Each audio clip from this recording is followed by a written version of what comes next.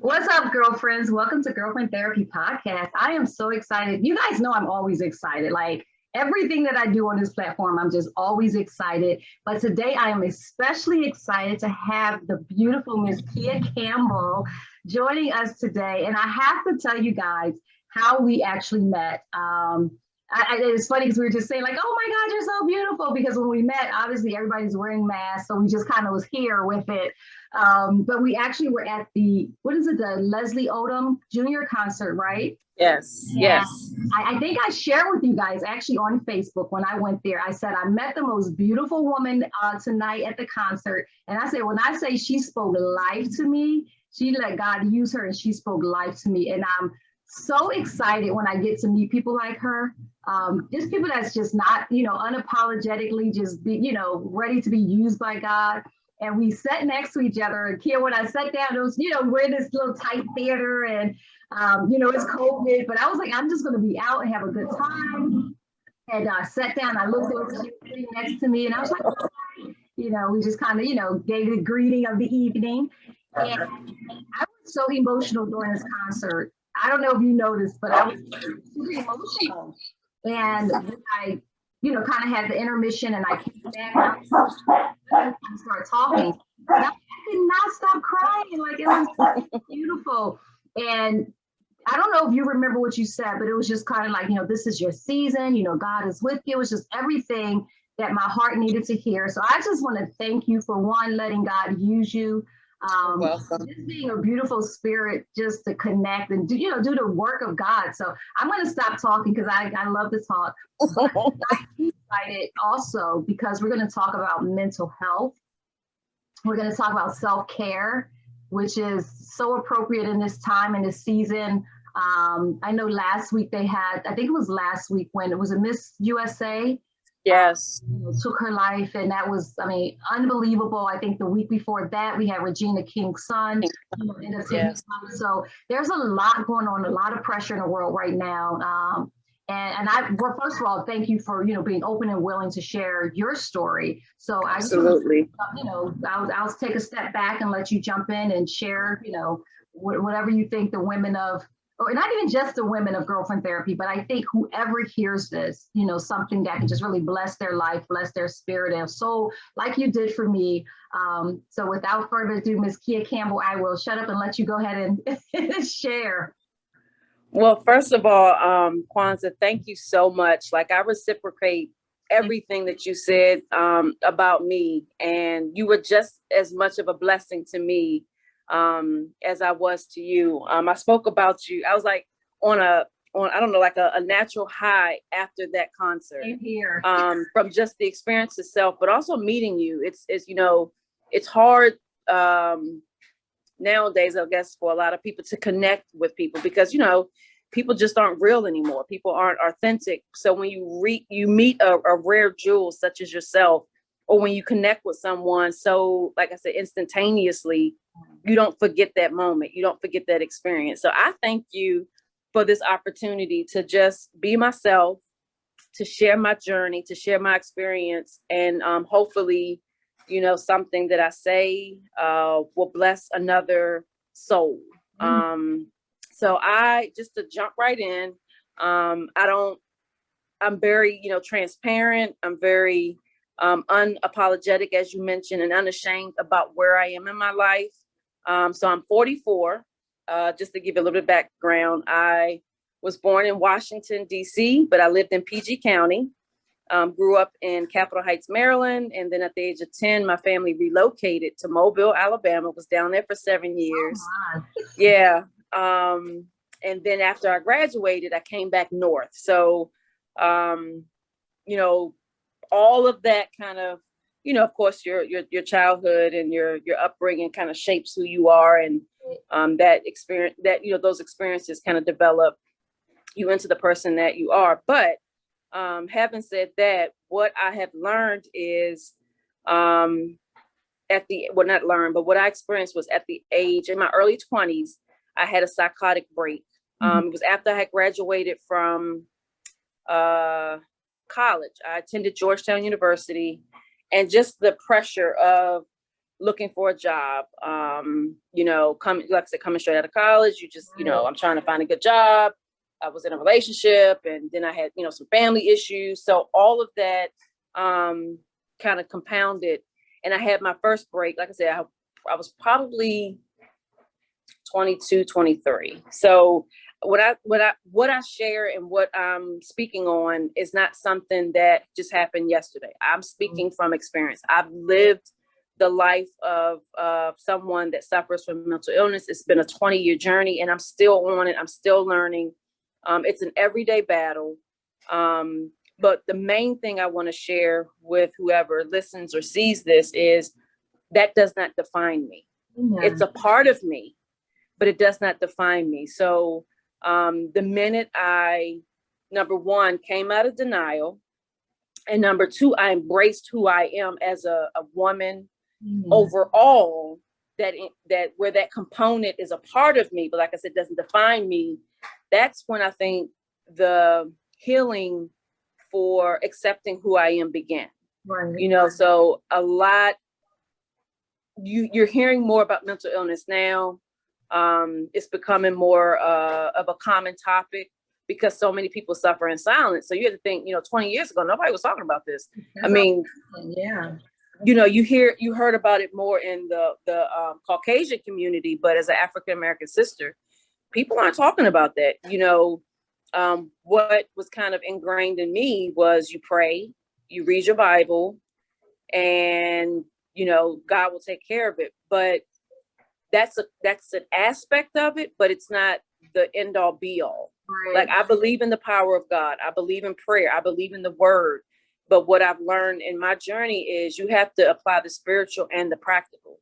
Yeah. And for me, the practical is, you know, seeing my psychiatrist, seeing my psychologist regularly, taking my meds every day. Right. You know, so I'm going to share this story real quick because this is what recently happened. And this just came out of nowhere. And I thought it was so poignant. And I didn't think it was like all that, you know, good. But my sister said, Kia, that's really good. So I share, you know, a lot of my feelings and emotions on Facebook. And I keep it, you know, I keep it real. I'm not dark.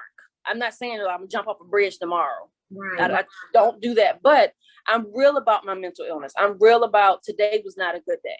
Okay. Today's a good day. I'll share my good and my bad. And I had this young lady, I was sharing that, you know, I'm going through some stuff. And this young lady was saying, you know, well, you have to rebuke the enemy. And I had to kind of school her. I was like, you know, I've been on this journey for 20 years. I said, I know the word. I can speak the word and I can be on my knees all day. But the devil knows the word too. Right. And I said, for me to speak the word all day and rebuke, that's a trap in and of itself. I said, for me to put on the full armor of God, just like I told you, my whole armor is my medicine, my psychiatrist, my psychologist. I'm accountable to people in my community that know me and how the illness affects me. Not because they read a book, they read an article, they heard some report. No, they know me and they know my illness. So therefore, I give them the liberty and to pour into me. They know me. So, you know, not to get all preachy, but I'm like, you know, I've been down that road where people say, just read your Bible, just pray, ask God to take it away. And I'm like, it's not that easy, you know, and that's just cultural. It's, you know, especially in the African-American community, that's what we were taught, you know, pray it away, read the Bible, read every scripture every hour. And I'm like, you know, that's just bringing some insight from somebody who experiences it. Exactly. That's not the way to go, you know? So, with that being said, you know, I've been on this journey for the past 2 years. And with the pandemic, it's given me an opportunity, even before the pandemic, but more so in the pandemic, to take a step back and really figure me out, figure out who I am in Christ, number one, and then figure out, you know, how God made me. So my prayer 2 years ago, New Year's Day, was, God, teach me to love you and in turn love me. So I thought when you asked me, you know, about a month ago, what day and what would I talk about, I was like, this is so perfect, because Valentine's Day is a couple of days away. Right. And, you know, we often think about balloons and candy and hearts, and we often give that away to someone else. But tonight, I'm just going to share about, you know, how I love me. Like, this Valentine's 2022 is about me. Yeah. It's about loving me. It's about honoring me. It's about knowing my worth, my value, you know, and just how I'm overcoming that fear, that shame of suffering, you know, if someone's suffering with mental illness. Right. You know, I embrace it. I embrace it. And it's not been easy. It's not an easy journey, but I can't expect, what I've come to understand is, I can't expect someone else to understand me, understand what I go through, if I don't understand me. Right. Exactly. And that's been a big frustration, because my family, I know my family loves me, but a lot of times they didn't get me. Right. You know, because they don't understand, you know, that I want to be in my room, you know, locked away, or I don't feel like talking today, or I'm irritable, right, or I'm, you know, full of anxiety, you know. So I've had to learn the illness for me. And, you know, for those of you all, you know, that say watch this or who are believers, I have a fantastic pastor who taught me that unless I become intimate with my illness, I'll never learn how to manage it. So what he means by that is, I have to learn it. I have to know my triggers. Right. I have to know, you know, like my triggers are stress. One of my biggest triggers is stress. Like and then you have to break that down. So what causes you stress? Right. My family causes me stress. Sometimes my job causes me stress. I have to learn me. I'm an overthinker, but that's all knowing me. I know the illness now. So when I know I'm in a situation that's too much, I can now say, you know what, let me take a step back. I can't handle that right now. But being in denial, I would have never learned to do that. So in denial, and when I say denial, I mean like good, I would say a good 10, 15 years in denial, meaning that I would say I had an illness, but I wasn't addressing it. Right. So I knew I had a diagnosis, but I never confronted it. It was just like, I'm living my life and just getting by the best way I know how. Right. Whereas now I'm talking about it openly, and I understand the illness for me. Now, just because 10 people are diagnosed with the same illness or disorder doesn't mean that their experience is the same. And that's another little, you know, trick. It's because say you have it, I have it, it may affect you differently. Right. We may share some things that are similar, but it's still different. And that it's really hard to explain. So I've gone to support groups and I connect with people, but I have to often remind myself that we share something. We may share a similar, you know, diagnosis, right? But it's still very different for each person, you know. So it's really interesting here, because I think the education part is so important, and that's why I appreciate you talking about it from like your personal experience, to say, no, there are triggers, there are ways that it manifests there, you know, and then understanding that and knowing how to manage your life in such a way that you can, you know, temper those things that are triggering for you. And it's interesting, I'll share this with you. I think probably a couple of years ago, I used to do Girlfriendtherapy radio. And I did a segment where I talked about depression and anxiety. And I was one of those who I talked about it from different ways. And I understand, or what I understood, and I think you're going to educate me because I already feel it and hear it. But what I understood is, you know, I was like, there is a, how did I say it? There's medically induced, I think, depression, or chemically induced rather. And I said, I think some of it is, you know, it could be a result of the medication you might be on. Like you could be taking medication for one thing, and one of the side effects is depression, right?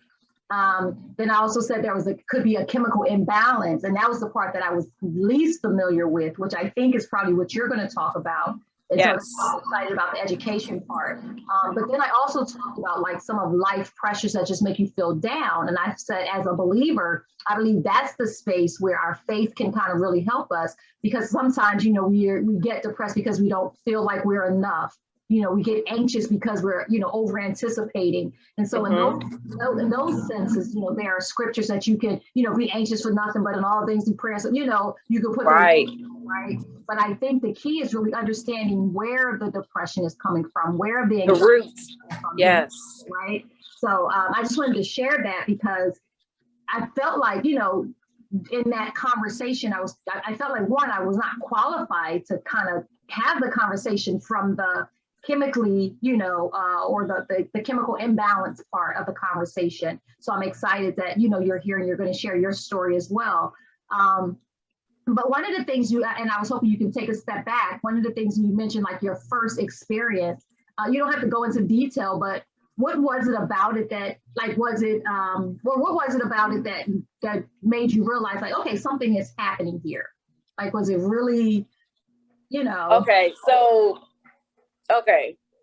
I don't mind. Like I say, I'm an open book, and this is, you know, this wouldn't be what it is if I wasn't, you know, I'm not scared to share. So I'll give you the details of my first experience so that you kind of understand how, number one, severe it was. And number two, you would be like, I cannot believe you're sitting here on a Zoom call after that experience. Like, that is the power of God and restoration and just a miracle. So I was heavily involved in church, in a church. Right. And my psychotic break actually took place on a youth group trip.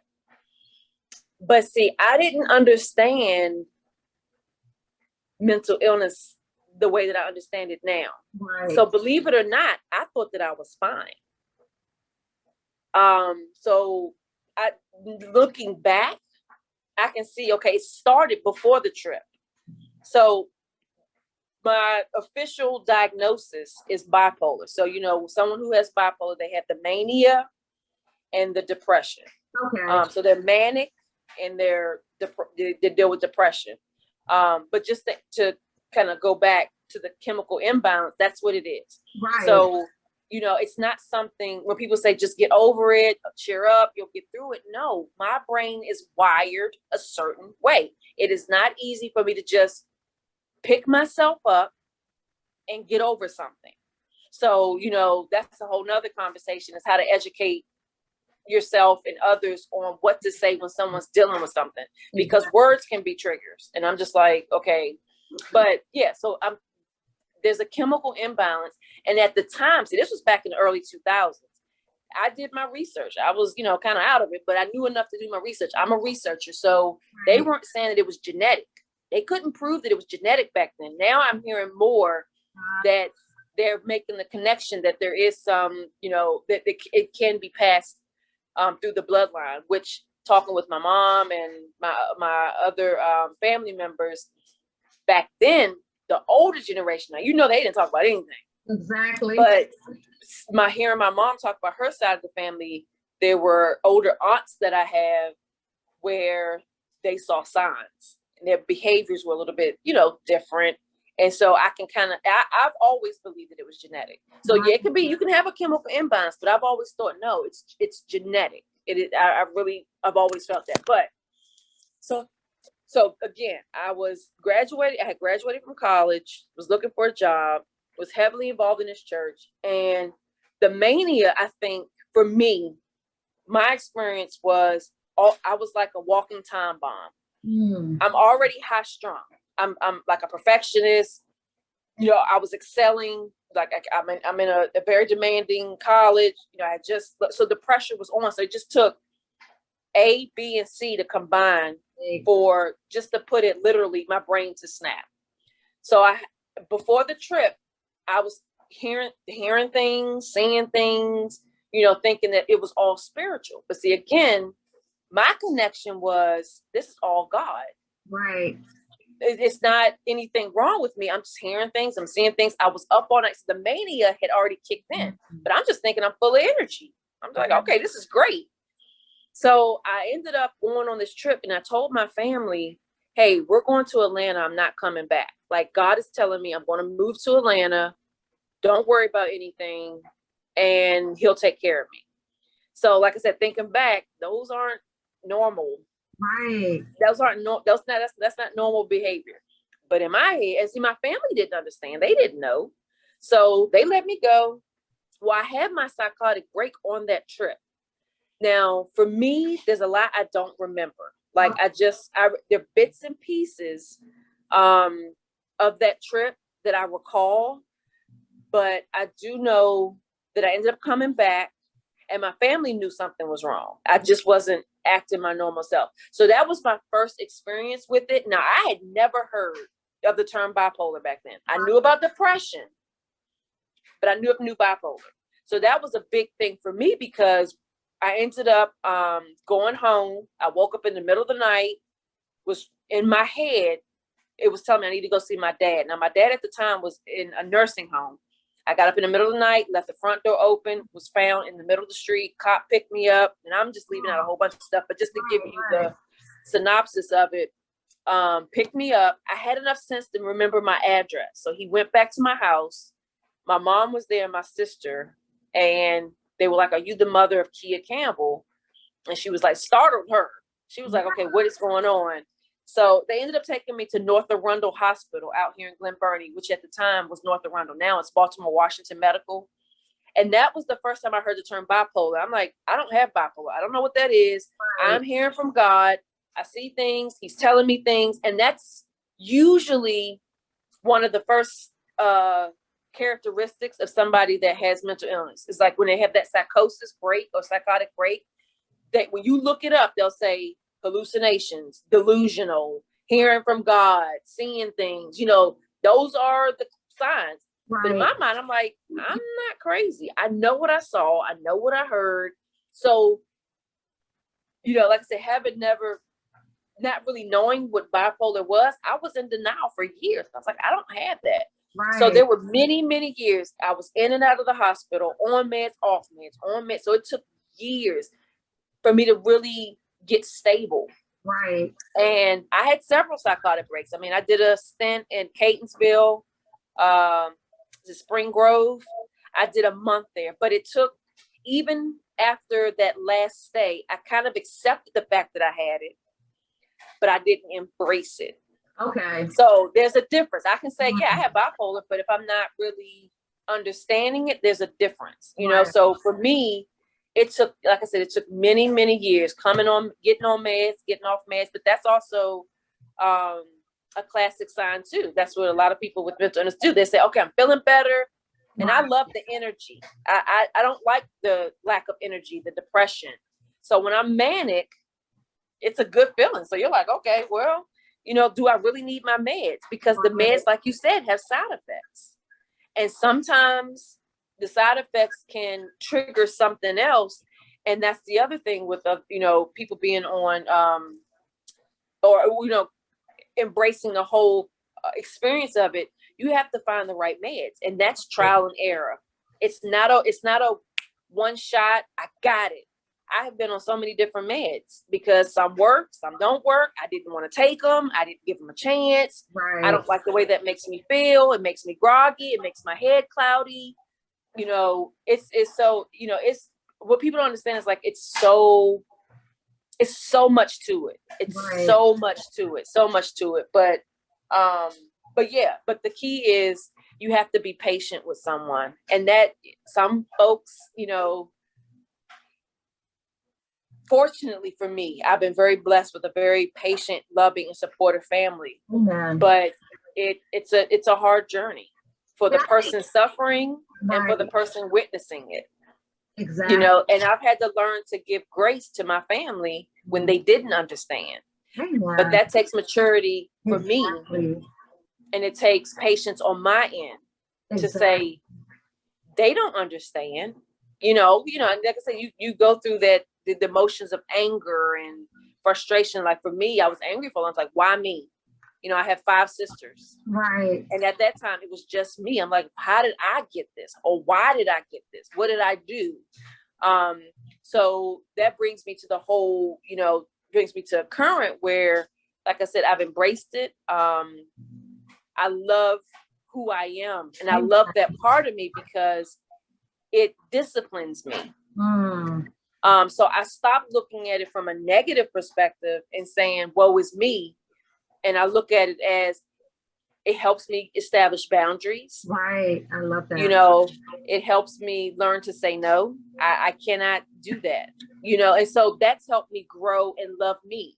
So the minute I shifted my perspective on the illness, everything just changed. Right. Everything just changed. And one thing my pastor told me, and it resonated with me immediately, but I didn't believe it because I was still in that something's wrong with me. But he said, your brain's not broken. Right. He said, our brain, when you have mental illness, your brain's not broken. It's wired differently. Right. But there's nothing wrong with you. And I think until I accepted that, I was going to continuously say something's wrong with me. Because I think especially like in our community, and then you talk about, just Black women, which takes it to another level. But I think the stigma of feeling like something's wrong. But the reality is, I think it's M. Scott Peck. He talks about, I don't know if you're familiar with M. Scott Peck. He's the author of Wholeness Traveled. And he's like a Christian, but he's a psychologist as well. And he talks about how, he said we all have, I think he said mental illness to a greater or lesser degree. And he talked about how some people, like, I guess there's the spectrum of everything is like on the spectrum, right? Mm-hmm. He's like, so one end of the spectrum is people who think that nothing has to do with them. Then on the other end of the spectrum is the people that think everything has to do with them. Right. In between, we kind of travel up and down this the spectrum. But I think it's really interesting because the way that the approach that you took, was like, okay, no, I'm going to manage my life so that I can manage this, this disease or this mental illness. And it probably was, for some people, like, we'll have stuff going on, but we just ride it out, and never really call it for what it is. Like for me, I remember the first time I ever had, I guess, a panic attack. And I can remember it was yesterday. And it was just like, what? And like what was happening? You're like, what's going on? And then when it was over, I was like, oh my God, what was that? Mm-hmm. And I remember sitting with it for a few days, just kind of because the feeling was so pervasive. Mm-hmm. Like, it wasn't something that I could have just been like, okay, that's over. But it was very telling. And so to your point, even with that, I always take a step back now, like, okay, what's going on in my head? What am I thinking? What am I worried about? Because it could be something that happened earlier that morning that I try to press down. Exactly. And it just pops up to the surface and I, find myself sweating, my heart's racing. And I have to literally be like, okay, Kwanza, like what, like stop the world. What just happened? I need to get it together and, and figure out like what that thing is. But to your point, it increases your level of discipline. It demands that you manage everything around you. And so I just love the approach that you've taken, because I think so many people can learn from that. Because like, Dr. Peck says, like we're all on this spectrum to greater or lesser degree. Right. It's really important learning how to manage it no matter what end of the spectrum or where you are on that spectrum. So I knew that I would learn a lot just talking with you. So I appreciate this. And I'll let you finish your story. I know there was a couple other stories you wanted to share. Yeah, well, one thing to piggyback on what you just said, I'm at the place where I'm okay to sit with my feelings, good, bad, and ugly. I own them and I'm okay to sit with them. Like, what is this feeling telling me? Exactly. That's how I'm learning me. Yeah. And that's how I'm loving me. Now, if it's anger, okay, let's sit with it. Where is this coming from? How is it affecting me? How do I feel? And I've learned that through sessions with my psychologist. Like she'll say, what's coming to your mind? It's okay. We have emotions. We have feelings. It's not, and I know for me, I suppress. Or I used to. As a kid, I suppressed. So that's doing damage internally. Oh, yeah. Like I realize that now. But like my organs, my brain, I have high blood pressure. That's not good for me to suppress. But there's a difference now. I may not suppress. Now I process. Now, just because I'm not talking about it to everybody, I'm not one of those ones where I have to vent everything. Exactly. I've learned to be still and process and listen to my body. Yeah. And it's helped me tremendously because like we mentioned about getting to the root, that when I'm processing something, and I'm not saying I'm sit for like days and days and days. I may have to walk away, but it's on my mind. Like, what is your body trying to tell you? What is that emotion trying to tell you? Why did you get upset? Why did you get sad? How did that, so I'm not afraid to confront those. Right. I'm not anymore. I think a lot of people are afraid to deal with them. And until we get over that fear, and like I said, the whole goal is to, and even mental illness or no mental illness, that's just across the board. You know what I'm saying? But that's the blessing that my mental illness has given me is, okay, my brain is wired differently, but it teaches me to listen better. I'm much more empathetic to a lot. I'm very sensitive to situations, to people. So like I said, I look at it as a blessing now, whereas for years it was a curse. I just knew, I was like, I'm cursed. I just, but it takes a while to get there for somebody. Right. When you're tired, when you're exhausted, it's a fight every day for me. I don't wake up, jumping out of bed, ready to face life some days. Some days are good days and some days are bad days. But again, I'm honest about what I'm feeling. I'm honest about how I'm feeling. And I'll celebrate the good days, but I'll also, learn to celebrate the bad days too. But I've learned, I had a roommate and I was like, man, she got on my nerves because she didn't really understand them, but I appreciate her for this. And she'll be like, oh my gosh, can you mention this? But she would give me 3 days. Oh. Now, so here's the thin line. Right. She didn't really understand my mental illness, but she didn't let me sit in it day after day after day after day. I respect her for that because at a certain point in time, you can't always use the mental illness as a crutch. Right. Yeah, it sucks to have it, and some days are really hard. But if I wallow in it, it's a fight because I refuse to let the mental illness win. She taught me that. She said, "Kia, I'll give you 3 days. After 3 days, you get up, you do something, and it's I'm in a mature place and a healthier place now to receive that." Right. But back then, sometimes I'm like, "Girl, you don't know what you're talking about. Like, leave me alone. You don't understand it." But like I said, when you're with somebody that's in it, and it depends on, like I said, the accountability and the connection you have with that person. I knew her heart. She didn't mean, any harm. She wanted me to do well. So, and that's the other part is community. You have to be, when you have mental illness, it's hard to go through it alone. You need somebody where you can be real with, honest with. Yeah, today's horrible. Today's a great day, or today I'm not feeling it. And they have to understand that part of you where they don't push you away. She didn't push me away. You know what I'm saying? It wasn't like, okay, I'm not listening. I may not have liked it, but I knew, like I said, I knew her heart and she wanted to see me get better. So it's never good to try to go through it alone. Community is key.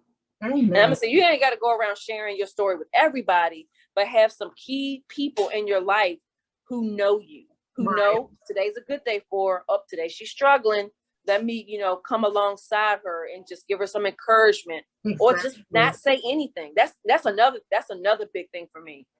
Don't try to solve the problem. Don't try to fix me. You can't. You cannot fix me. The illness is not going anywhere. You cannot fix. Sometimes just listen. Sometimes I do want to vent, and I just want you to listen. I don't want you to tell me tomorrow's going to be better, because tomorrow may not be better. You can't promise me that.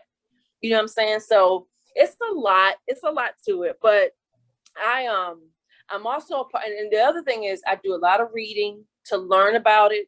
I do a lot of, I haven't gone to any lately, but I go to support groups to hear other people's story, hear how they cope, hear how they overcome. Facebook's been a good resource because they have closed bipolar groups.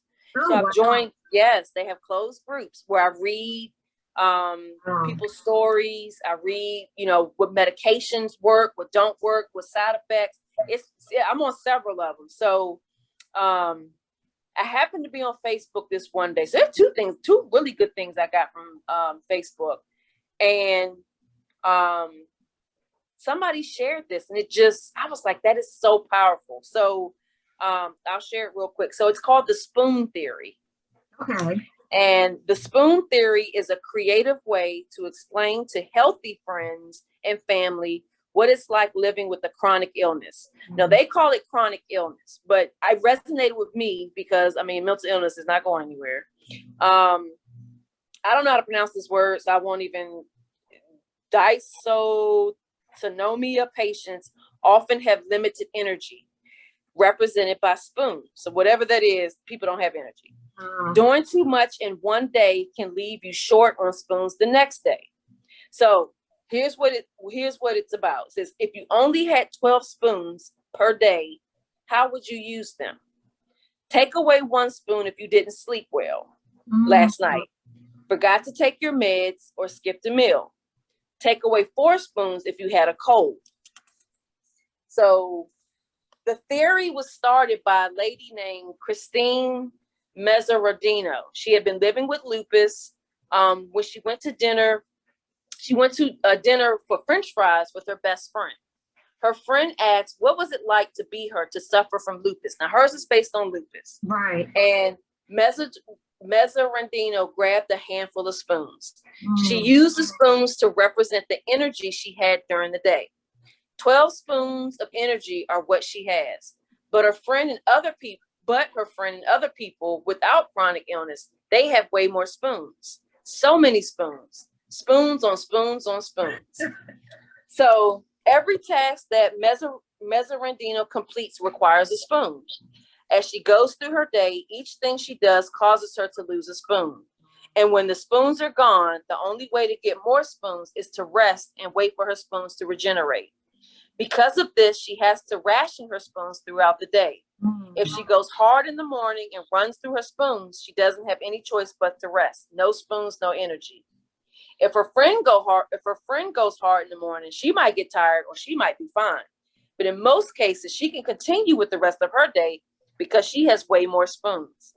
It might require a trip to Starbucks, but a venti latte later and a life is still doable. Mezzarandino is careful with her spoons and tries not to waste them, but her friend doesn't really need to think about her spoons at all. So this is the spoon theory, a concept developed by Mezzarandino and frequently referenced among those with chronic or invisible illness. So many people living with conditions ranging from fibromyalgia to anxiety to depression to diabetes, self-identity as spoonies, and use this theory to explain their lives to people who may not understand the scope of their illness. When I've read that, I share this with everybody because it's just powerful. Wow. So the whole concept is, and remember I talked about boundaries and saying no? Exactly. I only have 12 spoons. And most of my spoons get taken up by work. Exactly. So if my friend wants to hang out tonight, I love you. I cannot do that. I don't have the energy. Right. Doesn't mean I don't like you. Doesn't mean I don't want to hang out with you. I know my body. My body says, I've given 6 spoons to work today. I cannot go out. Wow. So it's taught me just understanding I can't do everything. And that used to bother me a lot. I would go and burn myself out. Right. So when I read the spoon theory, I just realized, and I really started really, like I read that years ago, but I really started implementing it, even with my family. There's some days y'all go, and I'm very close with my family. They can do so much more because they have the energy. And it used to bother me. Exactly. That I can't do it. Interesting though, as you're talking about that, I think, it says anybody with a chronic illness or what do you say? Invisible illness. But I think the ability to not say no, like people that's always constantly like, yes, that is problematic. Very so problematic. I'm thinking how this spoon theory can work for so many people. You know what I'm saying? On so many levels. Yes. Right. Even people that think that they have to go hard all the time, like, and then they're exhausted and they don't have time for, some of the important things like self-care because they're so busy trying to be, people pleasers or whatever. I can see, like, I want to adopt that spoon theory because I think it's important. And I think it's really important to just I always have this theory about managing yourself. And no matter what it is, like, we all have our limitations. We all have those boundaries that we set or should be setting. And, and hoping that people will respect those boundaries. But I think being able to communicate that. That's the key. Yeah. And so I love that spoon theory. I have to look it up. It's called, when you get a chance, look, it's called the spoon theory. So it's just an easy way and very simplistic way of explaining to somebody who does not, may not have a chronic illness, or, like I said, I love how you say invisible. Like you said, right. you can't see my depression. Like, you can't see that I have bipolar. So like you said, I have to communicate. I cannot do that. Exactly. So what I do is something I do as far as self-care and just maintaining a good space for me mentally, physically, is, like I said, I go hard all week with my job, and I'm okay with that because I love my job. But on the weekends, I can't do Friday, Saturday, and Sunday. Like, if I'm going to hang out Saturday, I'm not hanging out Friday. Church is Sunday. So Sunday's a given. So that's already factored in. Right. But I don't do a Friday and Saturday and try to do a Sunday. Now, sometimes I do have weekends that are kind of jam-packed, but I'm cognizant of that. So the following week, I don't do anything. The following weekend, I mean. Right. So I'm planning ahead. I can't go weekend. I've learned that. That's just me. And I don't mind spending time alone. I don't mind having a quiet Saturday. I don't mind having a quiet Friday. And that's, like I said, it's for me, it's self-care.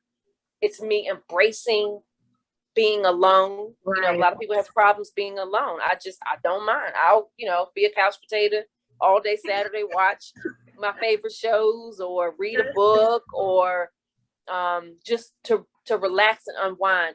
I have to give myself that space because I know Monday's coming. Exactly. But it's learning, like you said, how to manage life, how to manage me, how to manage my expectations. That's another big thing, and other people's expectations. Exactly. Yes. I want to ask you two things, just two topics to talk about, before we wrap up.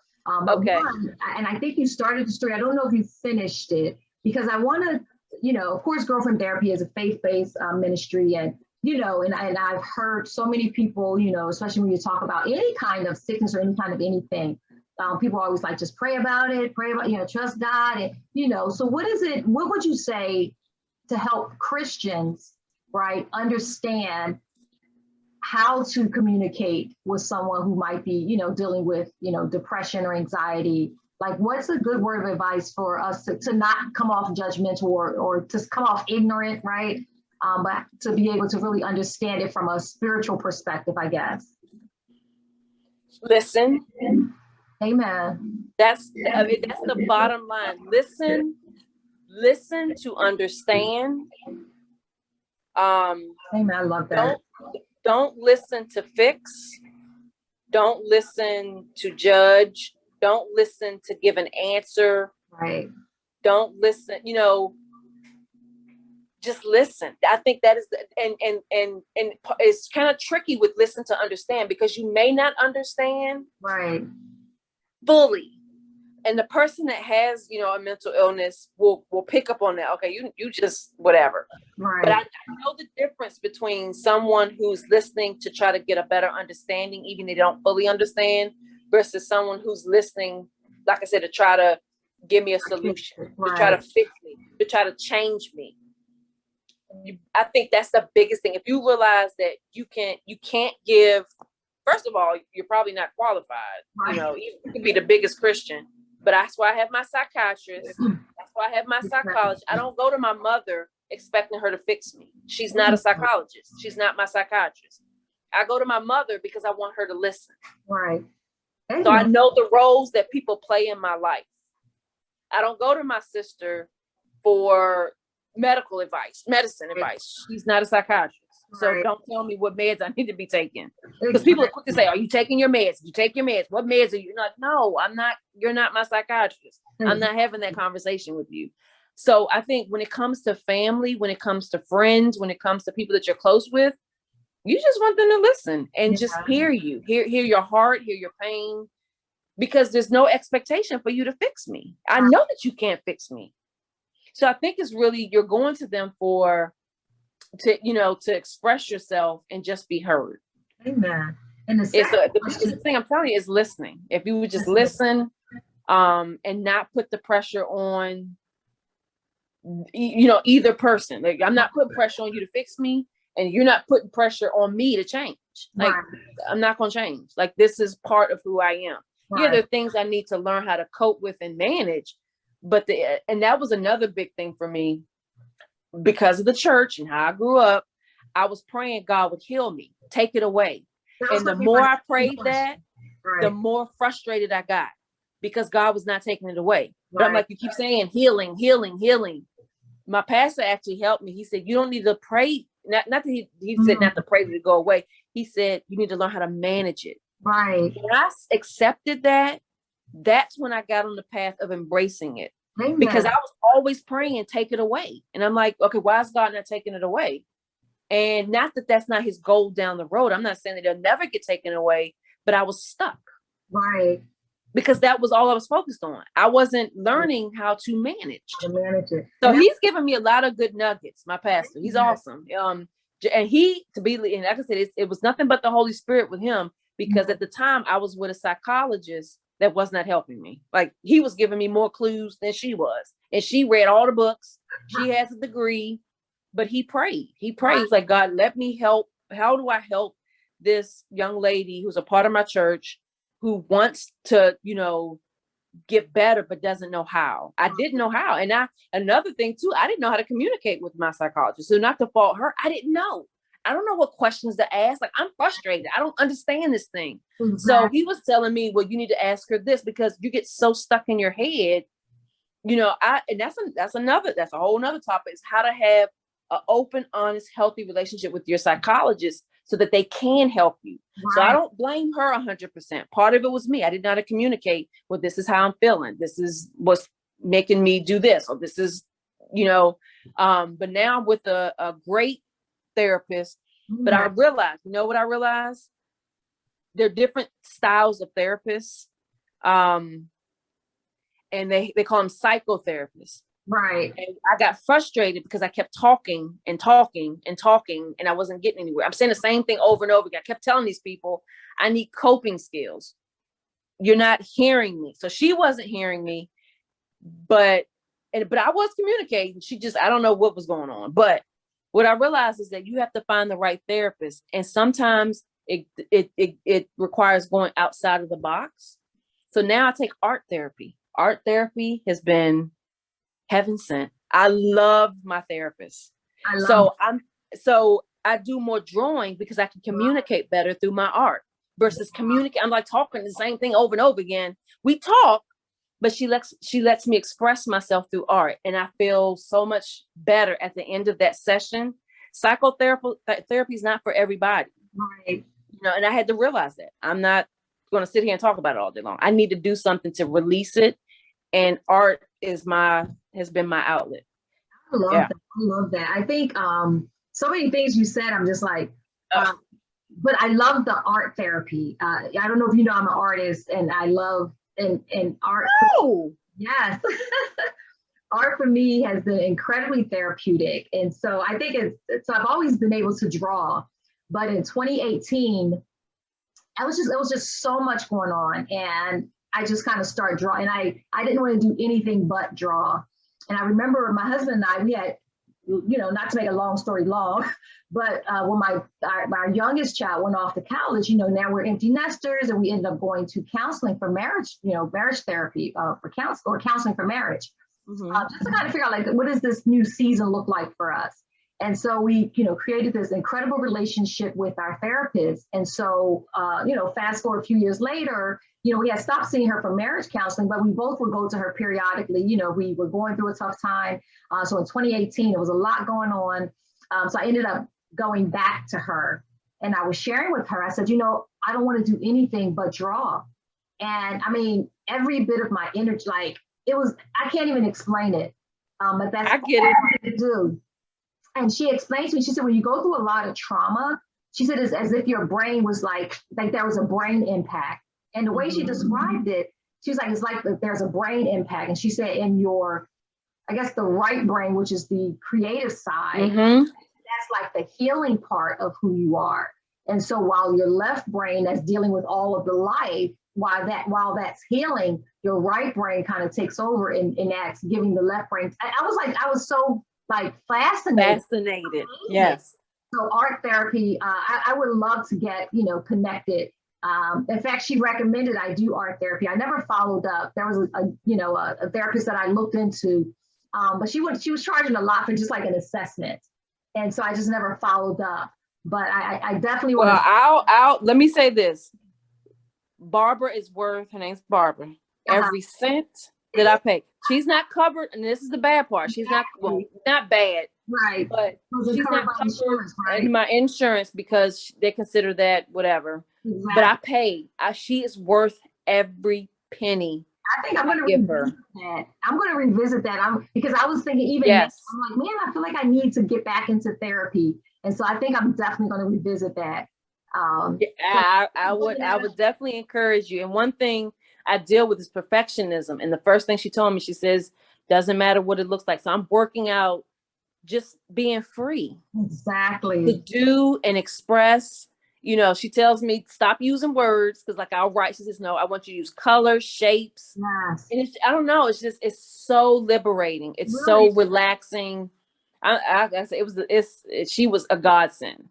She was a godsend. Look into that. So the second question, you started kind of going into it, but so there's somebody that's listening now, this Black girl magic stuff. I was like, I don't know. I started to post this the other day. I was like, I don't know about everybody else, but I'm tired of being magical. I'm like, I am tired. We're at the beginning of Black History Month, and there's just so much going on. But there are a lot of women, there are a lot of people in general that are Christian, not really ascribed to the pressures of the world and what that might look like, how that manifests in your life, in your behavior, in your mental space, in your physical space, and maybe really experiencing signs of depression or, increased anxiety, feelings of not wanting to go out and be social. And, it's easy to kind of just chalk it up to COVID. But, or even chalk it up to, the enemy is busy, chalk it up. Yes. But what kind of advice would you give to someone who, as a Christian, is not really, trying to hear the, mental illness, medication, and all that stuff, but it could be really delaying them from getting to a place of real healing? Give them. Because I promise you, I know people that's probably going to watch this, that's in my own, sphere of friends and circles or whatever you want to call it, that will probably be like, she just need the hand, just needs somebody to lay hands on it, whatever. And it's like, what I understand is that is not that. And I really understand that's a good question. That's a tough question, but I think it would save somebody's life. Yeah, I think it's one of those situations where we have to begin to be real with ourselves. Right. Like, and that's not easy. It's not easy. I'm not sitting here saying, I just was so gung-ho to face and confront, my demons, for lack of a better term, but the things that I needed to address. You can't be afraid to do that because, believe it or not, it's not the devil. We hold ourselves back.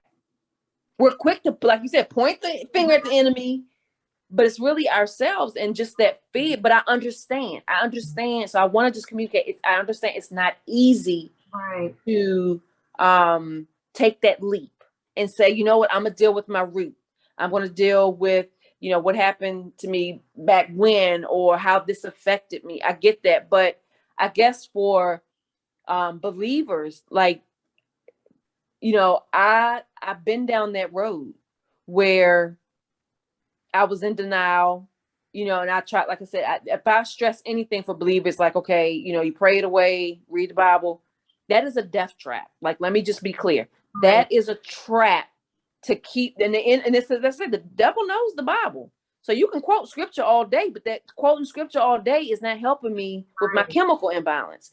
You know, it had to be ingrained in me that God created the doctors. Amen. He put them here. He gave them the knowledge to create medicine. That medicine is here to help me and to save me. Right. Now, when I say save, I don't mean salvation. I just mean to keep me alive and keep me managing and stable. They always say this, and I was like, I don't want to hear it, but until I accept it, people don't judge people when they have diabetes and say they need their medicine. It's the same thing. And I just, you know, I'm gonna just go back to my analogy. You know, if we want to stay spiritual, you got to put on the full armor. And for me, my full armor is, yes, I pray, I read my word, I take my medicine, I see my psychologist, I see my psychiatrist, and that's practical. You can't just focus on the spiritual and not address the practical. And so, yeah, it's just the bottom line is you have to be real with yourself. You have to be real with yourself.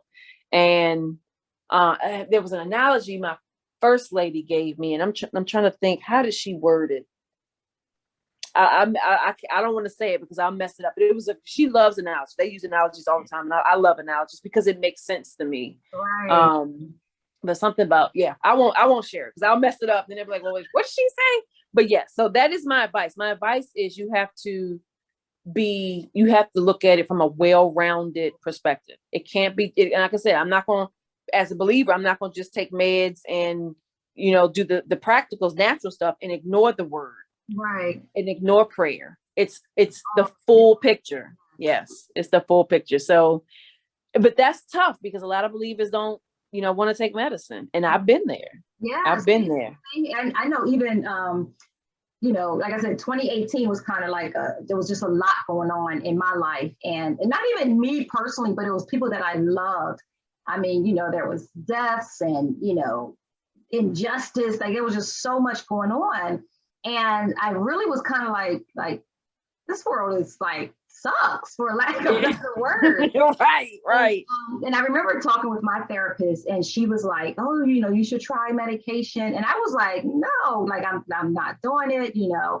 And I know for me, you know, I believe in, what is it, like confessions and things like that. So I literally, for me, put on like my mirror, or actually my husband put on a mirror, that, you know, I have the mind of Christ.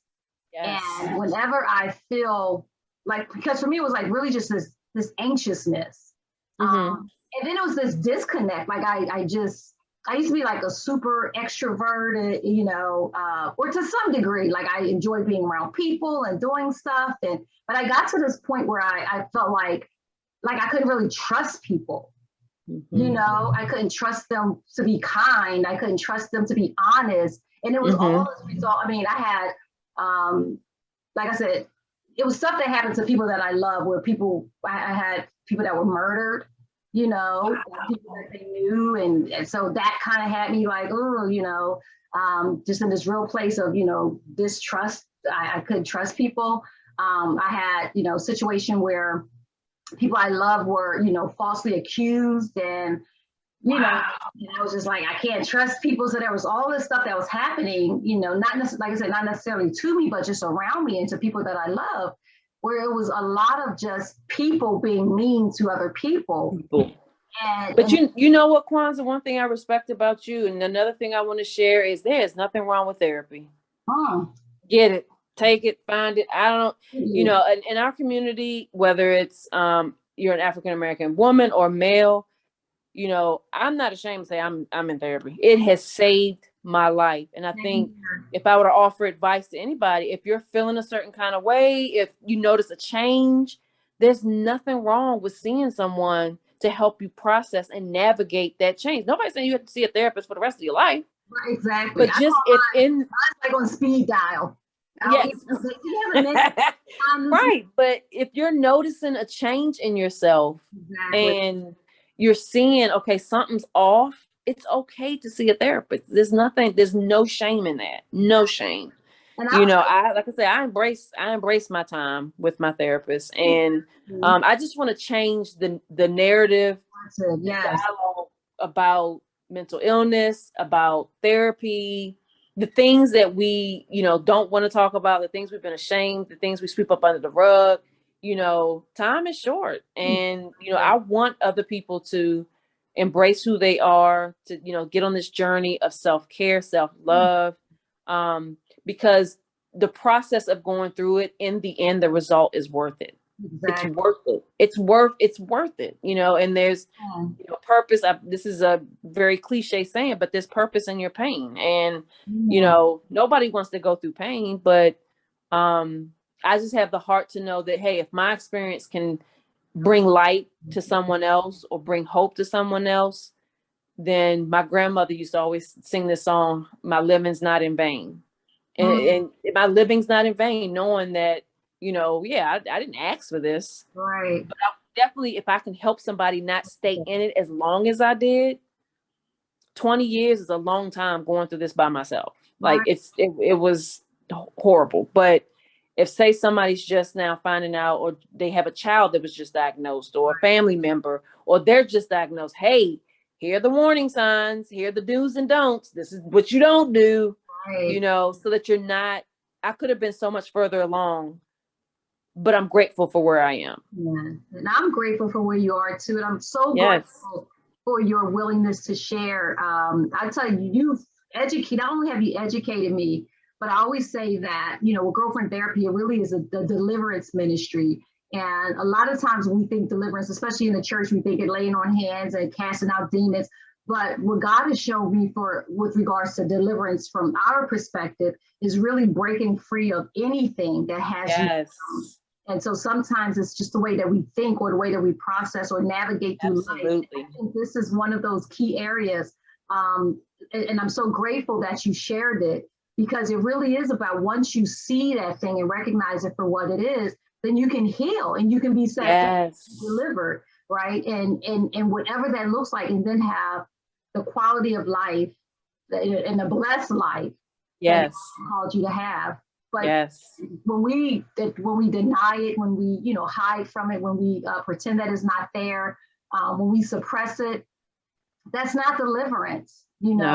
Deliverance. So I think you have certainly set some people free from some mental. Praise God. Yes. And the way that we thought and think about mental health, and so I we could probably talk for another hour. We could, yes. Because this has been really, really beneficial. But people are, we got to give it to them in bite-sized chunks. Right. I was saying, well, you let me know when you want me to come back. I'll be more than honored to come back. And now that I know how this works, this is my first podcast type of thing. I can format it in such a way, or I can have a more specific, even I had a specific topic, but I can kind of maybe go more in depth in a certain area, or however, just know that I'm more than willing to come back on. Is there a mental health month? Is that one of those? There is a mental health month, and I'm trying to think what month that is. It is in, I don't know if it's October or November. October. Yeah, I think it's October. October came to mind. So I may invite you to come back in October. Absolutely. I think this is a topic that we have to just kind of keep, one of the things as you were talking, normalizing was a word that kept coming to mind. And when you look at, the diabetes example, because you're right, people don't look at you why are you on diabetes medication? It's because I need it to be healthy. Right. And I have to really start looking at mental health from a different perspective. And one of the things that, a couple of years ago with Girlfriendtherapy, in fact, our last conference before the pandemic, we had what I call a conference of conversations, which is kind of what this was birthed out of, a year of conversations, because I think, like the scriptures say, we overcome the enemy through the blood of the Lamb and the words of testimony. Yes. We are open and, available for God to use us, and then to share our testimonies. That's healing. Like, yes. It's that. Yes.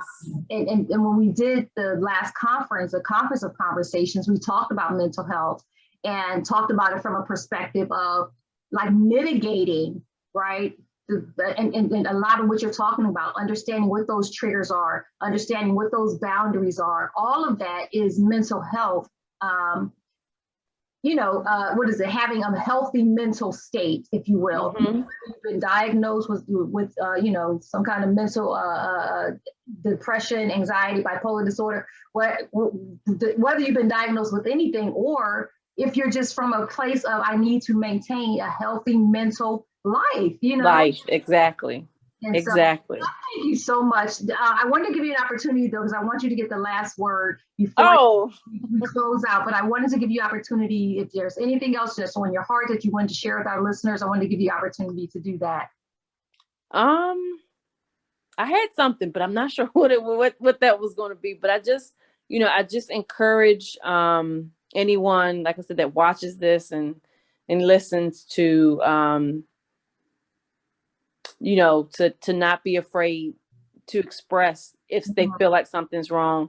And another key point, I think I mentioned this, it's all about community. Amen. It's having people in your life, whether it's family, a church family, whether it's your psychiatrist, psychologist, you don't have to go through this alone. It's not, it's hard for some people to open up because a lot of people deal with the trauma and everything. But, just take that leap of faith to say, hey, there's somebody that will listen, but there is hope. I am living proof that you can come out of the shadows of darkness, dark days. Lord knows I've had many of them. But my faith, my family, friends, like I said, that community, that network of people have kept me going, those days when I wanted to give up. But yeah, I am living proof that there is hope. Amen. You do not have to go through it. Like one of the main things I said too is like your mental illness does not have to define you. It's a part of you, but it does not have to define you. So, yep. I love that. I love that. So I'm going to close us out. Okay. Thank you so much. And I'll keep you on the line if you don't mind. Just for really say goodbye and, properly. Okay. All right. Well, thank you. So let me say my thank you to you, Kwanza. You have been a blessing. Oh. I love this platform. I love your purpose for this. And I just pray that that the Lord blesses you and it goes far and you meet more interesting people like myself to come on here and share their story, whatever their story, wherever their journey of life has taken them. I love this. This is amazing. So God bless you, my sister. Thank you so much. Thank you so much. And thank you for sharing your testimony and, helping to educate us. Yes. Amen. Amen.